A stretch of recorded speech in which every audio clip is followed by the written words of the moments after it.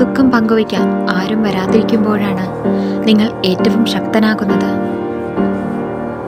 മറ്റുള്ളവർ എന്താണ് ചെയ്യുന്നതെന്ന് ചോദിക്കാതിരിക്കുമ്പോൾ ജീവിതത്തിൽ എല്ലാം എളുപ്പമാകും. നിങ്ങൾ വിജയിക്കുന്നത് വരെ ആരും നിങ്ങളെ ശ്രദ്ധിക്കുന്നില്ല. അതിനാൽ വിജയിക്കുക.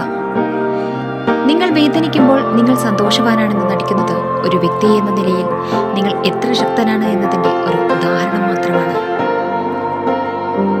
നിങ്ങൾ ഒരു പ്രവൃത്തി ഉപേക്ഷിക്കുന്ന നിമിഷം നിങ്ങളുടെ എതിരാളിയെ വിജയിപ്പിക്കാൻ അനുവദിക്കുന്ന നിമിഷമാണ്. ഉദാഹരണം, ഒന്ന് ചീഞ്ഞാലേ മറ്റൊന്നിന് വളമാകും.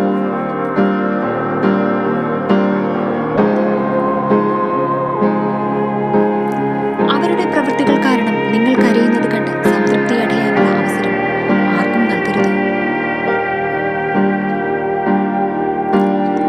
നല്ലത് ചിന്തിക്കുക, നല്ല കാര്യങ്ങൾ പറയുക, മറ്റുള്ളവർക്ക് നല്ലത് ചെയ്യുക.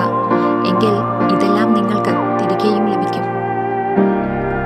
നിങ്ങളുടെ സ്നേഹത്തിന് യാതൊരു വിലയും കൽപ്പിക്കാത്ത ഒരാളെക്കാൾ വിലയുണ്ട് നിങ്ങളുടെ പുഞ്ചിരിക്ക്. രണ്ട് തരത്തിലുള്ള ദുഃഖങ്ങൾ നമ്മൾ നേരിടുന്നു. ഒന്ന് നമ്മളെ വേദനിപ്പിക്കുന്നത്, മറ്റൊന്ന് നമ്മളെ എന്നേക്കുമായി മാറ്റാൻ കഴിയുന്നവയാണ്. അവർ ആഗ്രഹിക്കുന്ന എന്തെങ്കിലും നിങ്ങളുടെ കയ്യിലുള്ളപ്പോൾ എല്ലാവരും നിങ്ങളുടെ സുഹൃത്തുക്കളാകാൻ ആഗ്രഹിക്കുന്നു.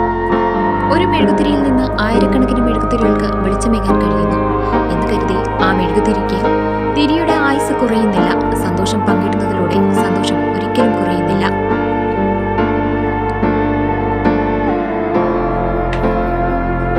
കാലിയായ പോക്കറ്റിന് ജീവിതത്തിൽ നിങ്ങളെ ഒരുപാട് കാര്യങ്ങൾ പഠിപ്പിക്കാൻ കഴിയും.